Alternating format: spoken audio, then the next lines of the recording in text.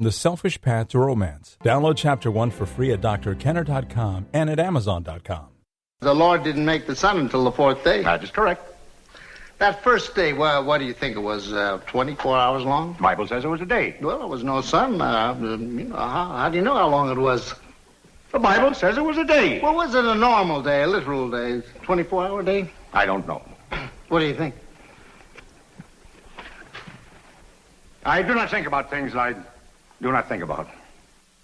And that's from Inherit the Wind. And you know when you're talking with somebody and they should be setting goals and thinking clearly, maybe it's a parent who is not parenting well and they just think to themselves, well, I don't know how to do it. This is just the way I do it and that's it. It's like they're saying, I do not think about what I do not want to think about. And that's the exact policy that you do not want in your life. You want to be able to set wonderful thinking goals. And with me today is an expert in thinking. It's Jean Moroney, and she has corporate clients, BB&T, Microsoft, and Amazon.com. She's got 3 degrees, 2 master's degrees, one in electrical engineering from MIT and one in psychology from Carnegie Mellon. And she also has had specialized training in irrational philosophy, objectivism, and that's Ayn Rand's philosophy. And you put that all together with Jean's passion for thinking, and that's exactly the topic we're going to talk about now. Welcome to the show, Jean. Thanks for having me, Ellen. Jean, you talk about setting thinking goals, that's important to do, that people sometimes very often go by the seat of their pants, and they don't know to set a thinking goal, whether it's in a career or whether it's the parenting example of, I don't know how to parent, but, I just go by the seat of my pants. I don't do this because my mom used to do it and I didn't like it, and I pick and choose here and there, but I really don't have any thinking goal. What would you recommend? Well, I think in some of these cases that you've been discussing, I think maybe even just having regular goals would be helpful. So in parenting, if you don't have the goal of being a, respectful parent or, nurturing the development of the kid or the child, nothing else follows from that. But if you do have some of these goals, thinking is your means of figuring out what to do, and thinking goals come up because there are specific questions that you need to answer to be able to get your goals. Okay, so when I think of parenting, I think, well, of course I'll do a role play with you. Of course I want to be a good mother. Of course I'm motivated. I want to be a nurturing mother. But he's always underfoot. He must have ADHD. My son just drives me buggy. And, I do what I can. So occasionally I yell at him. Occasionally I just take off for a while and need to get my space. And, I don't know, how would I apply a thinking goal to that? Well, let me actually suggest a slightly different thinking aspect to apply to that, which is monitoring. I think that if you have a goal, one of the most important things you need to do is to monitor your progress toward the goal. And that is something that does not happen automatically. So that quote you had from the movie, Inherit the Wind, right? Right. I do not think about what I do not think about is really true in this respect. It takes a deliberate choice to stop and say, well, how am I doing? How am I doing on the parenting? What is going well and what is not going well? Those questions do not ask themselves. And so I think the first kind of thinking skill that people need in these regards is... Hey, I got to interrupt this because we've got to pay some bills. 30 seconds, that's it. A very quick ad, and then Ellen will be back. Romance. Ugh. I wish guys knew more about what we want from a relationship. Boy, I wish I knew more about what I want. Where's that ad I saw? Here it is. The Selfish Path to Romance. A serious romance guidebook. Download Chapter 1 for free at selfishromance.com and buy it at amazon.com. The Selfish Path to Romance. That is interesting. I think the first kind of thinking skill that people need in these regards is the realization that they need to consciously stop, choose, reflect on how things are going. And that actually gives you an opportunity to figure out what it is you need to think about here.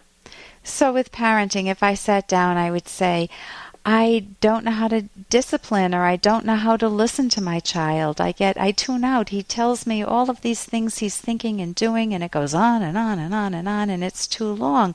So maybe I need to figure out I need to learn some listening skills with kids, and I need to learn how to delimit it. I might need some skills to be able to say, well, I know the skills because that's what I do. But, to be able to say something on the order of, honey, let's spend the next 15 minutes together, because I can handle 15 minutes, but I can't handle a half hour. And then after that, I'm going to be working on a project over here. But let's spend 15 minutes together and tell me about your day. Now, that's very interesting, Ellen, because you have, in fact, applied a thinking technique in your solution to that problem. So let's just draw that out here. The whole problem of discipline and dealing with children is very, very complex.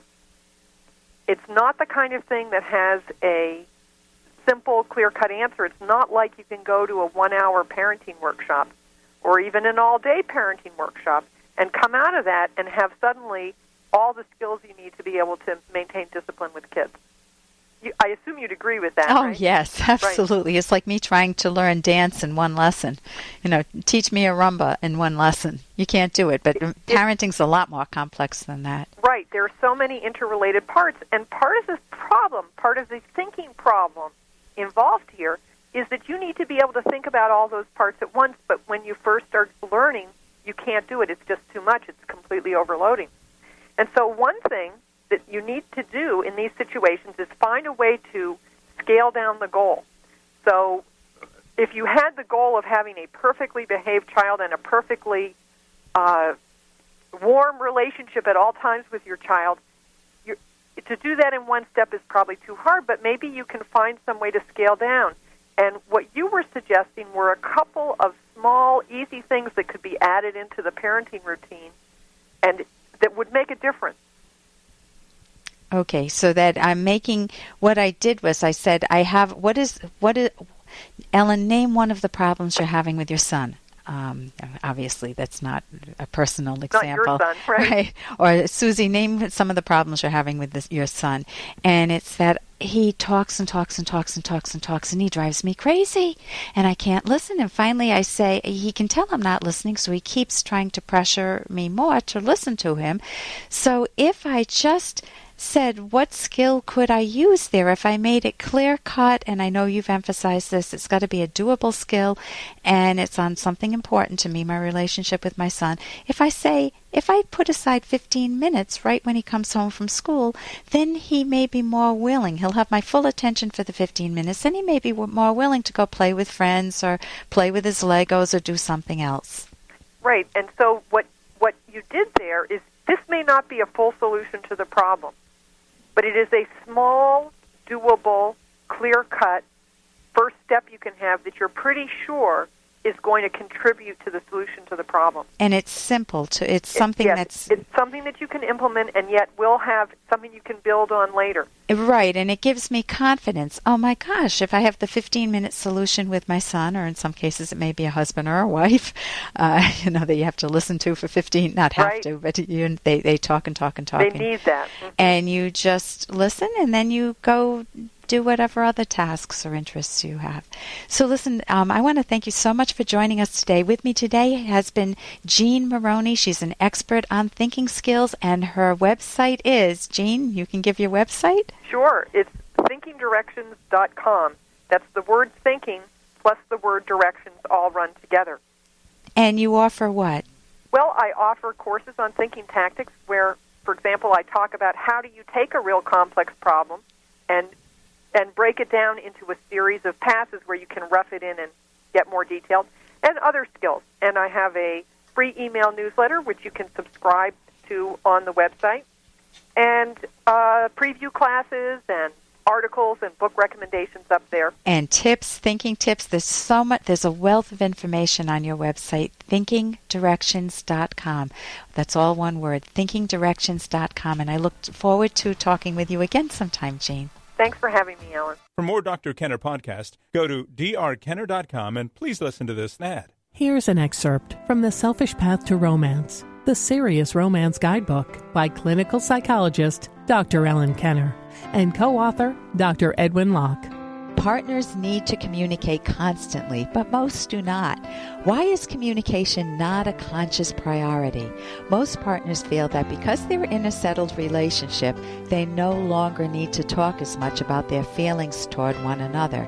They focus on everyday practical matters, yes, but expressions of tenderness, concern, and interest in one another's lives go untended. They go on automatic and don't talk unless their subconscious mind happens to feed them something. It is precisely because they are in love that partners need to communicate in order to maintain and deepen that love. You can download Chapter 1 for free by going to drkenner.com, and you can buy The Selfish Path to Romance at amazon.com.